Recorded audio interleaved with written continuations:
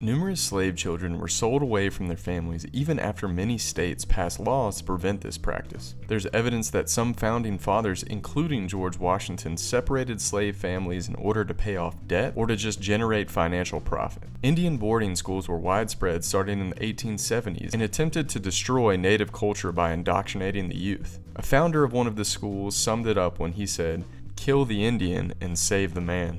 An estimated 70,000 children were sent around the United States on orphan trains from the 1850s to the 1920s. Although some of the organizers had good intentions for the program, it led to the breakup of siblings and allowed almost anyone to adopt children without background checks. In a similar vein, progressives of the early 1900s would get state governments to take away children from parents they deemed unfit to care for their child. On the surface, this seems like a beneficial policy until you realize the absurd reasoning that many of these people used in some of these cases. Progressives took it a step further with the Eugenics movement, when women were unknowingly sterilized because they were deemed unfit to procreate. Many women were sterilized just because the color of their skin. There was such an increase in adoptions in the 1950s through the 1970s that some historians called it the baby scoop era. Before Roe v. Wade legalized abortion, many unwed women were strongly encouraged to put their babies up for adoption because it was seen as unacceptable behavior in their communities. The wording of the 13th Amendment, combined with Jim Crow laws and racial violence, led to a much higher rate of incarceration for people of color, especially males, for many years. Trump is not the first president to be tough on immigration. As you can see, removals increased under Obama. However, the recent large number of children being separated from their parents was a consequence of the Trump administration's zero tolerance policy, and not a previous law passed by Democrats. That is why he was able to stop the policy through an executive order.